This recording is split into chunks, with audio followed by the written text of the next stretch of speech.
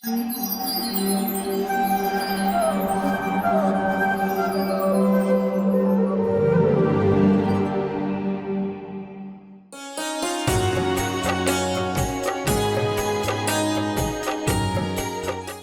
मध्वाचार्य जी का main motto जो था, इट वाज मायावाद खंडन। तो थोड़ा मायावाद के बारे में चर्चा करेंगे। तो मायावाद का मतलब क्या होता है? माया मतलब इल्यूजन यानी भ्रम, वाद का मतलब सिद्धांत। ऐसा सिद्धांत जो कि इल्यूजन पर आधारित है, जो भ्रम पर आधारित है, जो अज्ञानता पर आधारित है, उसको बोलते हैं मायावाद। तो विशेष रूप से जिस मायावाद के कई सारे फ्लेवर्स हैं, उनमें जिस फ्लेवर को उन्होंने हाईलाइट किया, जिसको कि कट किया, वो था कि भगवान निराकार है, एक तू ही निराकार, बाकी सबका आकार, एक तू ही निराकार। सर आपका आकार है? कहते हैं हाँ हमारा आकार है।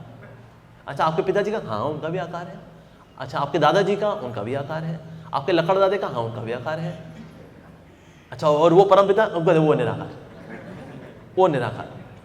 और निराकार एक क्यों रखते हैं ऊपर भगवान को? कहते हैं देखो उससे लड़ाई बड़ाई नहीं होती। कहते हैं तुमको फिर जो मानना है मान लो, देखो तो उससे क्या है, लड़ाई बड़ाई माफ करो, तो इसलिए ऊपर वाले को निराकार स्वीकार करो, ऐसा करो, बस करो, बहुत बढ़िया रहेगा। निराकार निराकार निराकार। एक्चुअली निराकार एक तरह का नास्तिकवादी है।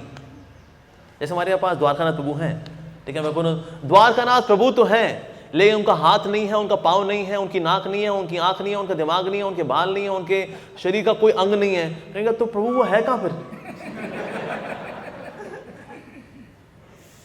तो नाम भी ले लिया, नाम लेकर के एंटिटी हटा दी। सोचो किसी का आधार कार्ड हो, उसमें रोशनी हो उसकी फोटो में, कहता है सर बंदा कहाँ है? कहता है बस यही है वो बंदा। कहते हैं कि बंदे का हाथ पाँव ना कुछ तो हो भाई।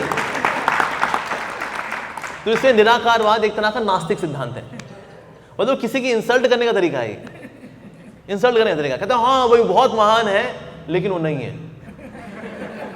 तो ये क्या बात हुई भाई, वो है लेकिन वो नहीं है। तो निराकारवाद जो है बिल्कुल ऐसे ही है। भगवान को वो निराकार बता करके हमने क्या किया, उनकी फॉर्म को, उनके अस्तित्व को हमने किनारे कर दिया। ये इतना ज्यादा क्रूर सिद्धांत है कि भगवान की सुंदरता को छीन लेता है, ये जीवात्मा की सेवा करने की प्रवृत्ति को छीन लेता है, ये और जगत की जो सुंदरता है इसको भी छीन लेता है। क्योंकि मायावाद के अनुसार, निराकारवाद के अनुसार ये जगत क्या है? तो माया है, तो मिथ्या है, तो मिथ्या है। सोचिए आप सुबह सुबह अगर उठते हैं और आप कोयल की कू कू अगर सुनते हैं और कहें तो मिथ्या है, तो मिथ्या है, भाई भगवान की बनाई चीज है वो। सो दैट फेज बहुत ही अजीबोगरीब सिद्धांत है ये निराकारवाद का सिद्धांत। अच्छा और ये निराकारवाद का सिद्धांत जो है इसका खंडन क्यों किया श्रील प्रभुपाद जी ने? रीजन बीइंग इससे ना हमारी सेवा की वृत्ति खत्म हो जाती है। और निराकारवादी क्या बताए, देखिए ये कृष्ण राम वगैरह क्या है, तो ये सब वैसे ही रूप है, ताकि कोई तो चाहिए ना मेडिटेशन करने के लिए। अल्टीमेटली जाना फिर निराकार के अंदर ही है। तो भगवान के रूप को वे वर्शिप करते हैं लोग, निराकारवादी भी करते हैं, त्रिपुणधारी करते हैं, लेकिन कहते हैं अल्टीमेटली वो निराकार है। एक होती है व्यवहारिक सत्ता, ये व्यवहारिक है, ठीक है, प्रैक्टिकल है, देखो ध्यान लगाने के लिए चाहिए होता है, लेकिन पारमार्थिक सत्ता, अरे वो तो निराकार। ओह अच्छा। तो प्रभुपाद जी बोला करते, these Mayavadis they want to kill my Krishna. Prabhupada ji का लेक्चर दे रहे हैं जगह पर, Prabhupada ji these Mayavadis they want to kill my Krishna, these Mayavadis they want to kill my Krishna. अब आगे ना हिप्पीज लोग बैठे थे, अब हिप्पियों को पता नहीं यार ये मायावादी है कौन, ये कोई बंदा है मायावादी नाम का जो स्वामी जी के कृष्ण को मानना चाहता है। तो लेक्चर के बाद आ गए प्रभुपाद जी के पास, कहते हैं स्वामी जी हमको पता लग गया है कि ना ये कोई निराकारी नाम का आदमी है ये, जो कि आप कृष्ण को मानना चाहता है, आप हमें इसका एड्रेस दे दो, टपका देंगे इसको हम लोग। प्रभुपाद जी ने कहा क्या? कहते हैं हाँ आप बोल रहे थे नहीं, these Mayavadis they want to kill my Krishna, these Mayavadis they want to kill my Krishna, हम इसी को मार देंगे, आप एड्रेस दे दो इसका। हमारे यहाँ कई लोग हैं सुपारी लेते हैं, टपकाए थे मंदिर में।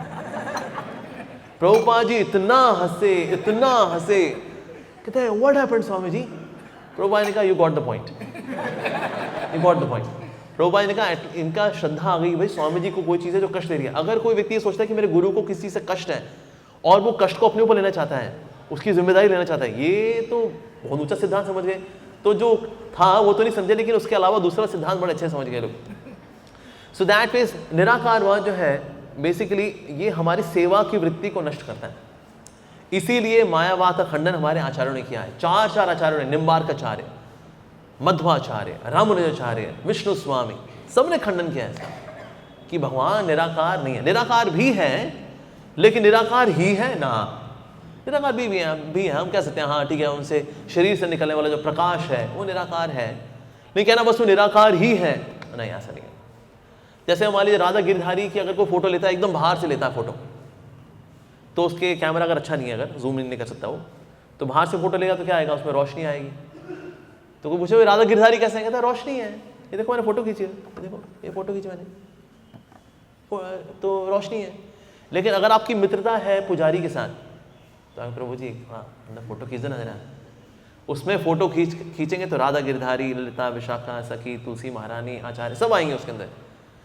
तो जो भगवान से दूर होते हैं उनके लिए प्रभु निराकार है, और जो भगवान के नजदीक हैं वो देख पाते हैं अरे तो भगवान तो साक्षात दिव्य रूप है, तो वाह।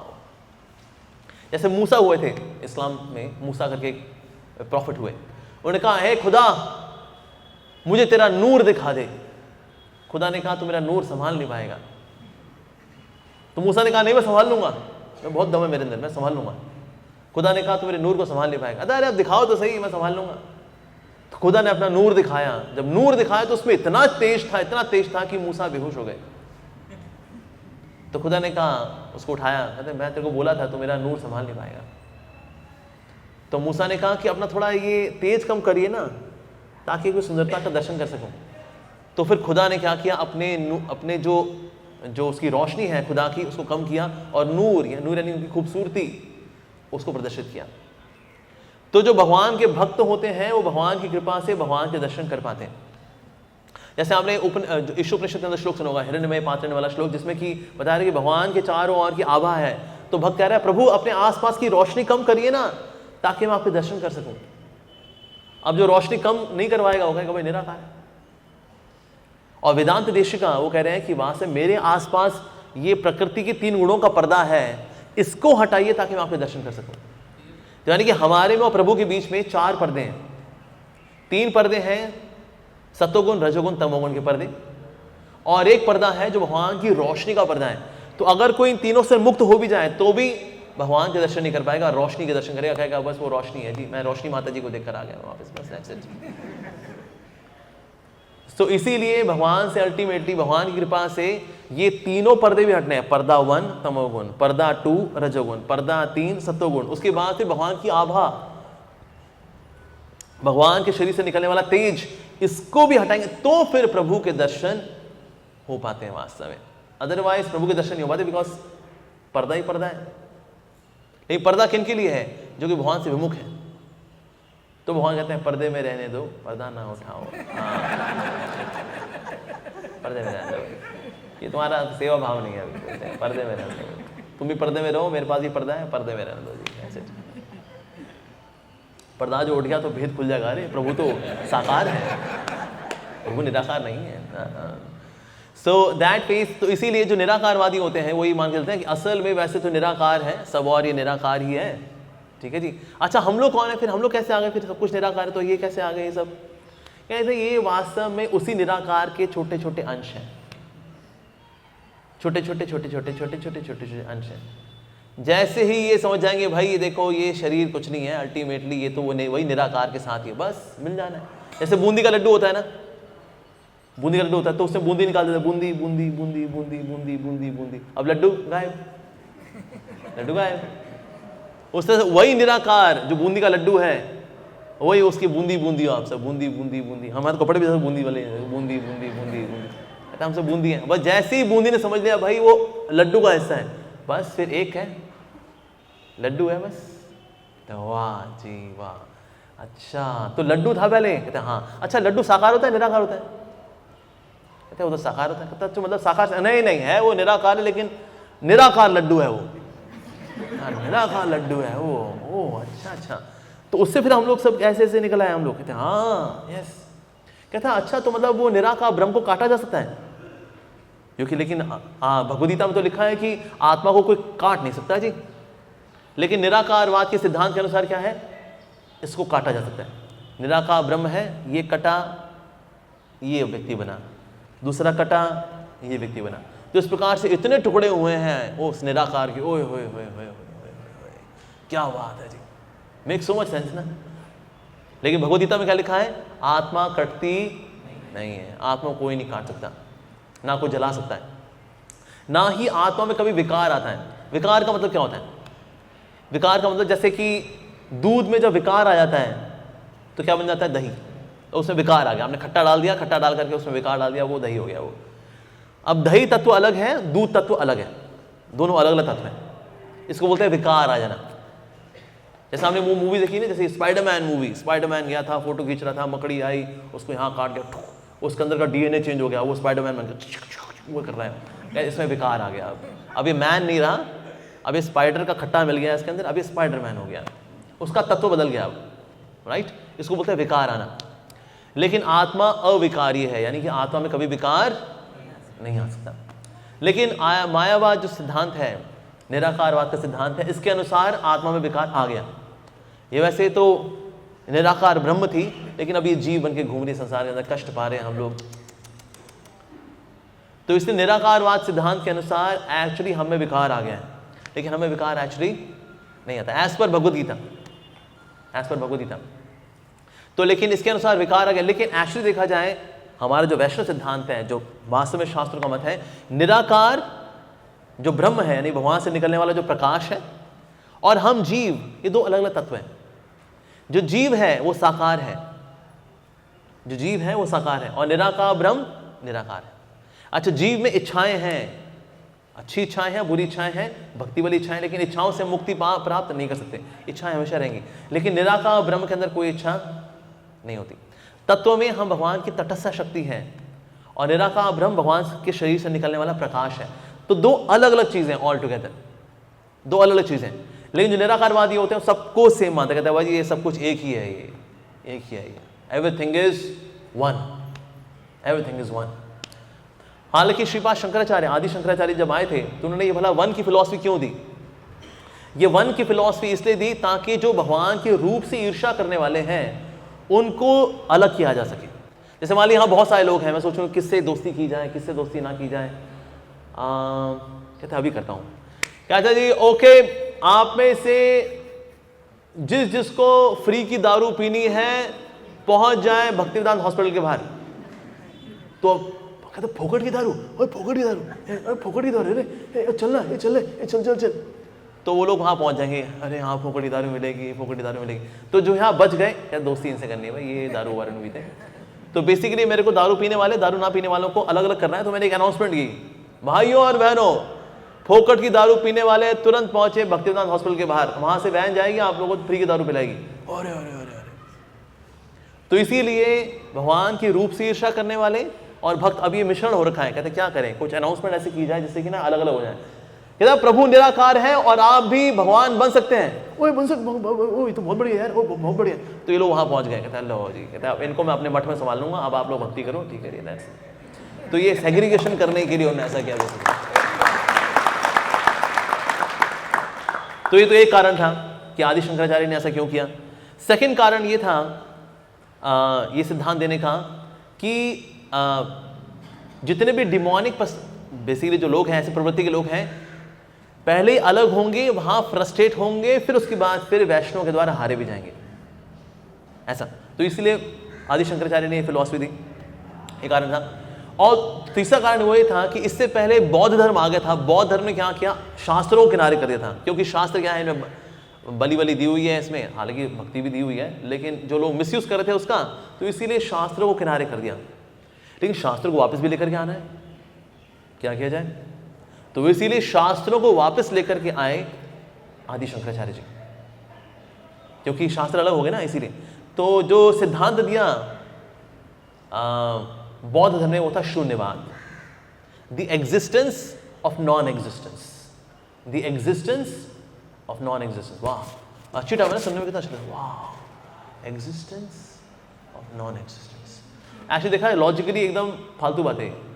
ऐसा हो सकता है आप उस अस्तित्व में पहुंच जाते हैं जहां आपका अस्तित्व ही नहीं है।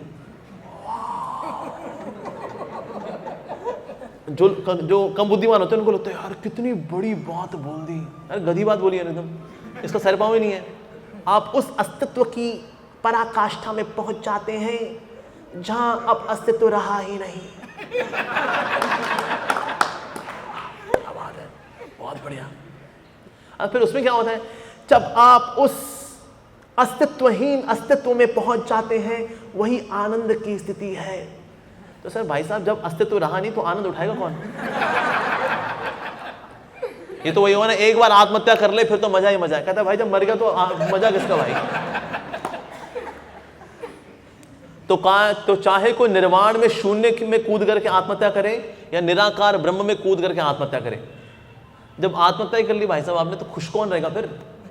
बस वो आनंद स्वरूप ब्रह्म में आनंद का। लेकिन सर आनंद आप पाएंगे कैसे? बिकॉज अब आप तो एक हो गए, आपका अस्तित्व तो खत्म हो गया। तो जब अस्तित्व खत्म हो गया तो आनंद कौन लेगा फिर? लेकिन अभी क्या करें, अभी शून्यवाद है, तो शून्य, जीरो के बाद कौन सा डिजिट आएगा? 1, जिसके अद्वैत 1, सब कुछ एक है, जीव और भगवान एक। अच्छा, भगवान और अवतार एक, वो और प्रकृति एक, प्रकृति और हम एक, हर एक जीव एक, एक एक एक और सिर्फ एक। दैट्स अद्वैतवाद, दो नहीं एक। एक के बाद क्या आता है? 1.5। 1.5 लेकर क्या है? श्रीपाद रामानुचार्य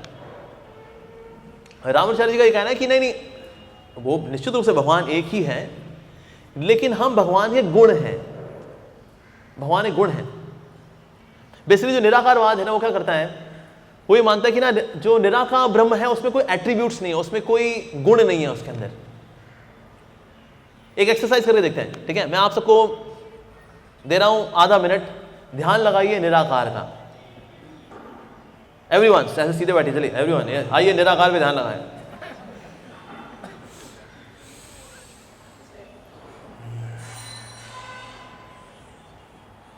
सबने लगाया ध्यान?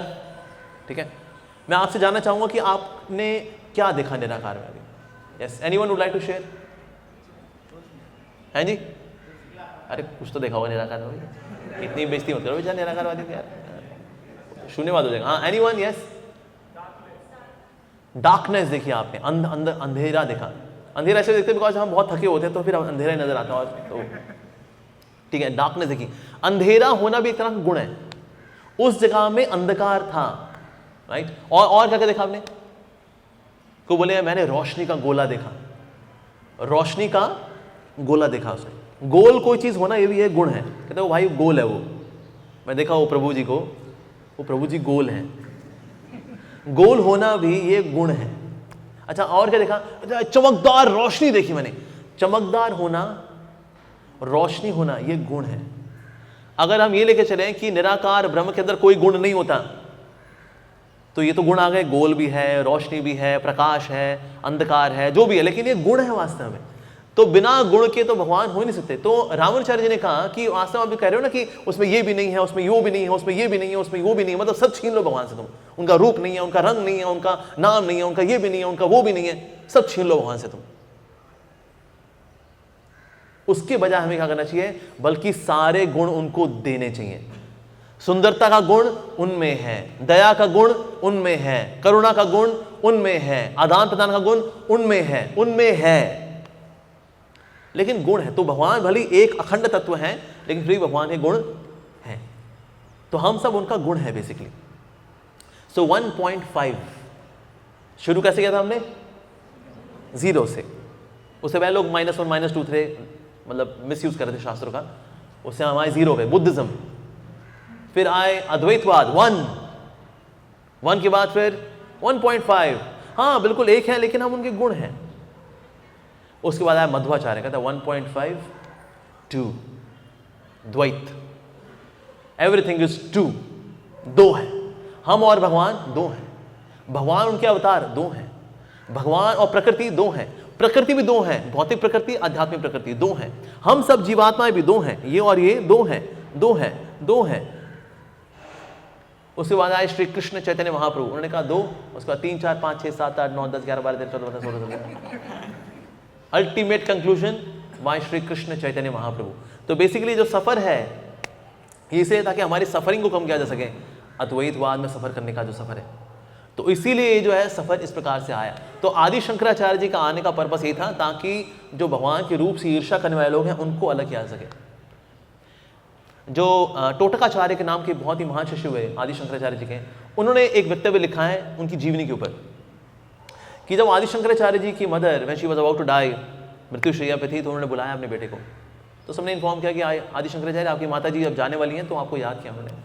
तो आदि शंकराचार्य जी आए, अपने शिष्यों के साथ थे, कुटिया में उनकी माता जी लेटी हुई हैं। उन्होंने कहा, अरे शंकर तू आ गया? अरे हाँ माँ मैं आ गया। कहते हैं तो माता जी ने कहा, बस अब मेरे प्राण कभी भी निकल सकते हैं, अब तू मुझे उनके बारे में बता जिनका तू हृदय में भजन करता है, मुझे उनके बारे में बता।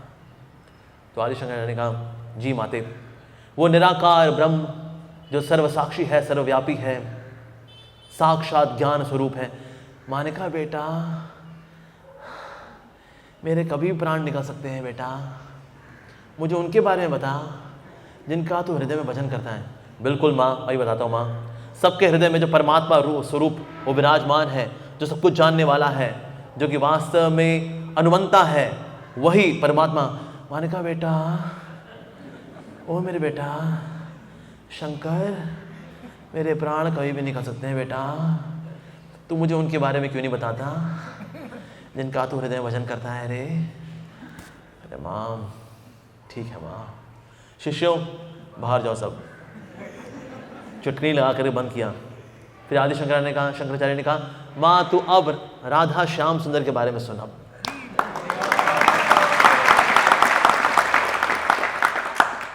तो भगवान श्री कृष्ण का, श्याम सुंदर जी का, उनका गुणगान सुनते सुनते उनकी माता श्री ने शरीर छोड़ा, क्योंकि अंदर तो भजन वो भगवान का करते हैं, बाहर अब ये सेवा दी हुई है, क्या करें, लेकिन भगवान ने सेवा दी है भाई, करना पड़ेगा, काम डिफिकल्ट काम है, करना पड़ेगा। तो इसीलिए आदि शंकराचार्य जी ने आकर के जो सिद्धांत दिया अद्वैतवाद का सिद्धांत, नॉट दैट ये अल्टीमेट सिद्धांत है, ना ना ना ना, ये अल्टीमेट सिद्धांत नहीं है। मेन पर्पस है ताकि शास्त्रों को फिर से वापस लाया जा सके, भगवान से ईर्ष्या करने वालों को दूर किया जा सके, और उसके बाद धीरे धीरे करके जो अद्वैतवादी ये भी फिर वैष्णव सिद्धांत में आएंगे। तो इसीलिए उन्होंने इस प्रकार का सिद्धांत दिया, इसके पीछे ये कारण था। अब जो निराकारवादी हैं उनके सिद्धांत में और क्या क्या आता है। अच्छा ये जीव भला कैसे, जीव क्या है, इसके लिए एग्जाम्पल देते हैं वो घटाकाश का। घटाकाश का एग्जाम्पल क्या है कि घड़ा है, उसके अंदर क्या है, आकाश, और बाहर इसे क्या है, आकाश। जब घड़ा टूट जाएगा तो अंदर का आकाश बाहर के आकाश में मिल जाएगा। सुन के लगता है बात तो यार सही है, ये घड़ा है, घड़े के अंदर आकाश है, घड़ा टूट जाएगा। अच्छा घड़ा कैसे टूटेगा, ज्ञान से टूटेगा जी, जो ज्ञान प्राप्त करेगा उसका घड़ा टूट जाएगा और फिर अंदर का आकाश बाहर के आकाश में मिल जाएगा। यही निराकार सत्ता है। अब कोई नया नया व्यक्ति होना कहेगा, यार भाई क्या बात बोल दी यार, दम है, बात में दम है। अच्छा सवाल ये आएगा, ये घड़ा आया कहां से, ये घड़ा आया कहां से, और ये घड़ा इसको क्यों दिया गया। भाई घड़े में, हम तो इस घड़े में आ गए ना, लेकिन क्यों दिया गया, कहता है वो मत पूछिए जी आप, बस घड़ा आ गया है, घड़े को स्वीकार करिए, घड़े को स्वीकार करना चाहिए। अच्छा अच्छा अच्छा सर, घड़े के बाहर जो है वो तो निराकार है, उसमें कोई इच्छा नहीं है। हाँ अच्छा घड़े के अंदर इच्छा कैसे आई, कहते ऐसे सवाल नहीं करते, ऐसे सवाल नहीं करते, चुपचाप स्वीकार करते हैं। अंदर भी आकाश है, बाहर भी आकाश है, इस आकाश को उस आकाश में मिलना है। तो अच्छा लेकिन सबको अलग अलग आकाश क्यों मिलते हैं, किसी को अच्छा आकाश मिला, किसी को बुरा आकाश मिला, किसी को बढ़िया वाला आकाश मिला, किसी को बहुत ही घटिया आकाश मिला, ऐसा क्यों, किसी को बीमार वाला आकाश मिला, किसी को स्वस्थ वाला आकाश मिला, किसी को जिम जाने वाला आकाश मिला, कहते हैं ये सॉरी घड़ा मिला, ये घड़े अलग तरह के घड़े क्यों दिए, सवाल नहीं पूछते, चुपचाप स्वीकार करते हैं, समझिए आप। अच्छा जी ठीक है, तो ये अच्छा हथौड़ा कहाँ से आएगा, कहता हथौड़ा है ज्ञान। अच्छा ओ, यानी कि अद्वैत, अद्वैत का मतलब होता है एक, सर यहाँ तो लेकिन तीन चीजें हो गई, हथौड़ा, घड़ा और आकाश, तो तीन हो गए। ऐसी बातें नहीं करते, चुपचाप स्वीकार करते हैं। प्रश्न नहीं पूछते। नहीं सर, हथौड़ा मारेगा कौन? हथौड़ा मारने के लिए हाथ चाहिए होगा। सर निराकार का हाथ नहीं, ऐसे सवाल नहीं पूछते, चुपचाप स्वीकार करते हैं।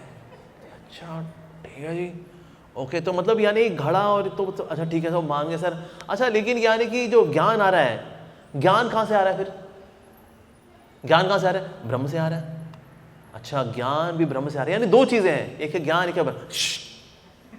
ये सब एक ही है, एवरीथिंग इज वन, सब कुछ एक है, चुपचाप स्वीकार करो सिद्धांत को। अच्छा सर ठीक है साहब, अब आप बोल रहे हैं अच्छा ये एक मटकी अगर फोड़े तो ये तो मुक्त हो गया, जिसकी मटकी नहीं फूटी वो तो बद्ध रह गया। तो यानी दो तरह के ब्रह्म है, एक है मुक्त ब्रह्म, एक है बद्ध ब्रह्म। तो ये तो दो हो गए। ऐसी बातें नहीं बोलते, सब एक है। लेकिन सर एक मटकी, बाकी मटकियां तो लेकिन फूटी नहीं है, ये वाली मटकियां वैसी रह गई, ये मटकियां फूट गई, माताओं की मटकी फूट गई, इनकी मटकी ऐसी रह गई, तो ये तो दो हो गए। ऐसा नहीं बोलते, सब एक है। अच्छा ठीक है साहब, सब एक है तो अच्छा, लेकिन ये अच्छा मटकी क्या है? मटकी अविद्या है। मटकी क्या है? अविद्या है। अच्छा अविद्या कहां से आई? तो अविद्या माया से आती है। अच्छा माया कहां से आई? अविद्या से आती है। अच्छा अविद्या कहां से आई? माया से आती है। अच्छा माया कहां से आई? अविद्या से आती है। तो दोनों कहां से आए? एक दूसरे से आए। अच्छा भाई क्या बात है, माय गॉड। पहले मुर्गी आई अंडा, पहले मुर्गी अंडा, अंडा मुर्गी, मुर्गी अंडा। सर आपको लगता है थोड़ा कंफ्यूज है? नहीं, निराकार, एक तू ही निराकार। स्वीकार करना चाहिए बातों को हमें एज इट इज। निराकार सत्ता, अविद्या, अविद्या, अविद्या माया जो। अच्छा सर ये भगवान ये कहते हैं ये माया वाला रूप है। जब माया में अविद्या और मिल जाती है तो ये जीव बन जाता है। तो जीवात्माओं जैसे अविद्या से मुक्त हो जाओगे तो आप भी एक दिन ईश्वर बन जाओगे, और ईश्वर जब माया से निकल जाएगा तो वो भी निराकार बन जाएगा। ओ यानी सर यानी तीन चीजें हैं, एक तो अविद्या है, एक माया है, और एक वो निराकार ब्रह्म है। नहीं तीन नहीं एक है। कहते लेकिन अभी तक आपने तीन काउंट कराया सर आपने। कहते यार तुम बहुत कंफ्यूज कर रहे हो यार, तुम बहुत कंफ्यूज कर रहे हो। सीधा साधा तुम स्वीकार क्यों नहीं करते? सवाल वाल नहीं पूछते। सर सवाल भी हम क्या पूछें? पूछने वाला निराकार, सुनने वाला निराकार, जो सुनाने वाला। तो टीचर भी जब निराकार ही ब्रह्म है, वो सुनाने और बोलने जब दोनों ही ब्रह्म है, तो बातचीत क्या होनी? बातचीत तो मीनिंगलेस होगी ना। जैसे अब ये जो जैसे हम यहाँ तो कथा कर रहा हूँ, मैं कथा कर रहा हूँ, आप लोग सुन रहे हो। कैसे आप और हम जब एक ही हैं तो कथा करने का फायदा क्या? जब आप और मैं जब एक ही हैं, राइट। एक बार एक आया था मायावादी, प्रभुपाद जी से मिला, कहते देखे स्वामी जी देखिए बहसबाजी क्या करनी, आप मेरी बात स्वीकार करो, मैं आपकी बात स्वीकार करूं, खत्म करो लड़ाई झगड़ा और क्या। प्रभुपाद जी का ठीक है, मैं कहता हूं तुम बेवकूफ हो, इस बात को स्वीकार करो। तो Prabhupada ji he would cut down all this. जैसे कि एक बार एक मायावादी आया प्रभुपाद जी के पास, उसने कहा देखिए सब रास्ते एक ही ओर जाते हैं, या तो मत तत्तो पथ, सब रास्ते उसी ओर जाते हैं। जैसे अगर कोई दरिया हो, दरिया को आप यहाँ से ही पहुँच सकते हो, यहाँ से ही पहुँच सकते हो, यहाँ से ही पहुँच सकते हो, यहाँ कोई भी रास्ता ले लो जी, सब रास्ते दरिये की ओर ही जाते हैं। प्रभुपाद जी बड़ा सुंदर जवाब दिया इसका। प्रभुपाद जी का हो सकता है सब रास्ते दरिये की ओर जाते हों, लेकिन किसी रास्ते में पहाड़ आ गया तो, किसी रास्ते में बहुत तेज नदी आ गई तो नदी पार नहीं कर पाओगे आप, कुछ रास्ते में बिच्छू सांप वगैरह हुए तो इसलिए सब रास्ते हो सकता है उस एक और जाते हो, लेकिन वो सब ट्रबलसम पाथ हो सकते हैं। जो भक्ति का रास्ता है बहुत ही सुगम रास्ता है, तो इसीलिए हम उस सुगम रास्ते को ही स्वीकार करते हैं। अब जो निराकार सिद्धांत है उसमें क्या है कि एक निराकार है, ठीक है जी, अच्छा निराकार है, वेरी गुड। अब इसमें कुछ लोग मुक्त भी हो रहे हैं, कुछ लोग बंद भी रहे हैं। किस कारण से हो रहे हैं वो तो पता नहीं जी। भाई मान लो हम लोग मटकी में आ गए, यानी कि जो मटकी है हम सबकी अलग अलग मटकी, किसी की मटकी वाकई में निकली हुई है, तो हम सब मटकी में तो आ गए, तो कुछ लोग मटकी से मुक्त हो रहे हैं, कुछ लोग मटकी में ऐड हो रहे हैं। जैसे कि अगर एक थाली हो, थाली के अंदर है चावल, बहुत सारे चावल पड़े हैं, तो कुछ चावल इसमें से निकल गए, ये हम मानेंगे भाई ये तो माया में गिर गया, ये तो अब इसने मटकी ले ली। और जिन्होंने किसी ने मटकी स्वीकार की थी वो बद्रीनाथ में गया, केदारनाथ में गया, उसने तपस्या की बर्फों में बैठ करके, और वो मिक्स हो गया। इसको मान लेते हैं कि हम दाल मान लेते हैं, ठीक है, तो दाल जो है यहाँ मिक्स हो गई। तो मैं क्या कर रहा हूँ, चावल निकाल रहा हूँ, दाल ऐड कर रहा हूँ। चावल निकाल रहा हूं, दाल ऐड कर रहा हूं, तो कुछ समय बाद थाली में क्या बचेगा? दाल। लेकिन निराकार के साथ का सिद्धांत उसमें ये माना जाता है कि जो निराकार है वो चेंजलेस है, एब्सोल्यूट है, उसमें कोई बदलाव नहीं आता। नहीं सर, ये तो बदलाव आ रहा है सर, कुछ लोग फंस रहे हैं, कुछ लोग ऐड हो रहे हैं, कुछ सब्ट्रैक्ट हो रहे हैं, कुछ लोग ऐड हो रहे हैं, तो थाली में तो सारा माल चेंज हो गया। ऐसी बातें नहीं बोलते, चुपचाप स्वीकार करते, जो बोला जाता है ना उसको स्वीकार करना चाहिए। जैसे यहाँ पहला शब्द आ रहा है सो हम, जैसे कई लोग ऐसे ध्यान लगाने वाले, सो हम, सो हम, तुम वही हो बेटा, सो हम, सो जाओ। वाह, सोहम, कि तुम वही हो, सोहम। तो ऐसे एक निराकारवादी था, वहाँ राधा गिरधारी मंदिर को देखा, उसने कहता है ये भक्त लोग, हाँ, इनको असली ज्ञान देना पड़ेगा मेरे को। तो इसलिए मंदिर के बाहर लिख गया सोहम। तो यहाँ पर एक भक्त थे, उन्होंने कहा ये कौन लिख गया भाई सोहम? उसने आगे लगा दिया दा। अब क्या हो गया? दासोहम, मैं तो दास हूं। फिर अगले दिन फिर निराकारवादी निकल रहा था, ये क्या कर दिया इसने, आगे दा लगा दिया उसने आगे लगा दिया सदा सोहम, मैं हमेशा से वही हूं। तो फिर भक्त जब आ रहा है, उसने लिखा अरे आगे स लगा दिया इसने, अरे क्या हो गया? अब आगे फिर उसने दा लगा दिया, दास दासोहम। तो निराकारवादी ने कहा भाई इनको, so that means ultimately we are भगवान का दास, जो भगवान का दास। एक्चुअली भगवान, ये मानना कि हम एक हो जाएंगे भगवान के साथ, वैसे हम नहीं होने वाले भगवान के साथ एक, क्योंकि भगवान में भगवद गीता बता रहे हैं कि आत्मा घुलनशील नहीं है, आत्मा घुलती मिलती नहीं है। जितने निराकारवादी हैं ये बता रहे हैं आत्मा और परमात्मा का मिलन, यहां से आत्मा दौड़ती हुई आती है ला ला ला, और वहां से परमात्मा आ रहे हैं, और फिर दोनों का हो गया मिलन, ओए ओए ओए, और दोनों एक हो गए। ऐसा होता है, एक हो जाते हैं। क्या हनुमान जी राम जी में एक हो गए, या उनकी सेवा करते हैं? सेवा करते हैं। तो आत्मा घुलनशील नहीं है। अरे कोई शिकंजी थोड़ी है कि आत्मा परमात्मा घुल गई, बन गई शिकंजी थी परमात्मा के साथ, ऐसा थोड़ी होता है। परमात्मा का तत्व अलग है, जीव का तत्व अलग है, ये तत्व इस तत्व में घुलता नहीं है, कभी नहीं घुल सकता। तो जितने लोग बता रहे हैं कि आत्मा परमात्मा का मिलन ही वास्तव में जीवन की सर्वश्रेष्ठ सिद्धि है, भाई साहब लाइए पान लाइए, आओ।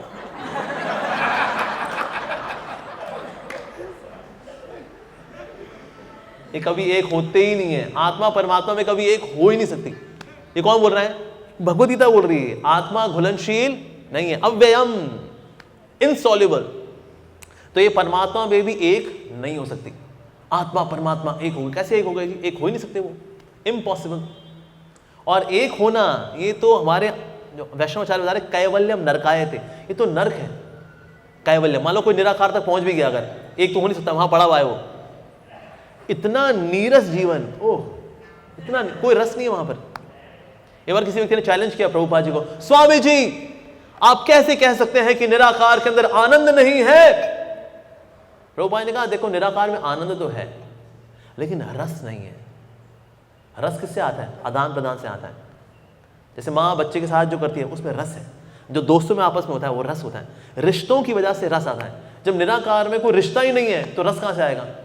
और जहां रस नहीं होता उसको क्या बोलते हैं? नीरस, नीरस। तो इसीलिए वहां पर वास्तव में आनंद है नहीं। तो इससे अगर निराकारवादी कोई पहुंच भी जाए गलती से निराकार में, उसको वापस आना पड़ता है संसार में। जैसे गिद्ध कितना ऊपर उड़ जाए, मांस खाने के लिए उसको नीचे आना पड़ता है। उस निराकारवादी अगर आकाश तक पहुंच भी जाएगा निराकार में, उसको वापस आना पड़ता है वो रस को एक्सपीरियंस करने के लिए। अब भक्ति रस तो उसने एक्सपीरियंस किया नहीं कभी, क्या करें जी? तो यहां पर आना पड़ता है। That's the thing. जैसे आपने देखा मक्खी होती है ना, शीशे पे कर ठक, ऐसे ही जो निराकारवादी होते हैं निराकार बम में लगा होता है, एक हो जाऊं ठक। सेम मक्खी की जिंदगी, निराकार तक पहुंच के फिर वहीं ठक। अरे लो जी, तो निराकार की सिद्धि है, लेकिन ये टेम्परेरी सिद्धि है, वापस जगत के अंदर आना पड़ता है। हमारे आचार्य श्री जीव गोस्वामी वो एग्जाम्पल देते हैं कि जैसे कोई औरत हो, उसके पास एक उसका बच्चा हो और बच्चा लेके भाग रही है, उसके पीछे गुंडे भाग रहे हैं, कहाँ जा रही है यार और वो भाग जा रही है। तभी ना उसको घर दिख गया, उसको कहता है ओह थैंक गॉड ये घर दिख गया, दौड़ी दौड़ी तो ना वहाँ जो वहाँ पर जो सीढ़ी थी, सीढ़ी पे उसका पाँव ठोकर लगी तो ना उसका बच्चा गिर गया, उसका बच्चा गिर गया, लेकिन गुंडे आ गए तो दौड़ करके अंदर चली गई और दरवाजा बंद कर लिया उसने। लेकिन बच्चा बाहर रह गया है। तो गुंडे जो है बच्चे को हाथ में लेते कहते हैं चल बाहर निकल। कहाँ जाएगी तू छोकरी। तो कुछ समय का सुकून मिलता है, लेकिन अपने बच्चे के लिए उसको वापस गुंडों के पास जाना पड़ेगा। इसी प्रकार से निराकारवादी निराकार में प्रवेश मान लो कर भी गया, थोड़ा सुकून मिला उसको, ओके ना जन्म ना मृत्यु ना बुढ़ापा ना बीमारी, लेकिन जन्म मृत्यु बुढ़ापा बीमारी के गुंडे कहते हैं वहां कोई रस नहीं है, रस तो संसार में है, भक्ति रस ऊपर है, वो तूने भक्ति कभी की नहीं बेटा, इधर नीचे आ जा। फाइनली इनको वापस आना पड़ता है जगत में रस को अनुभव करने के लिए, वो भी थर्ड क्लास रस। संसार का रस क्या है? जड़ रस, फोर्थ क्लास रस। सो इसीलिए फिर ऐसे निराकारवादियों को संसार में फिर से आना पड़ता है। यस, और पुराणों में लिखा हुआ है कि ऐसा भक्त जो कि जीव में और भगवान में अंतर को बताता है, समझाता है, ऐसा भक्त मुझे बहुत प्रिय है।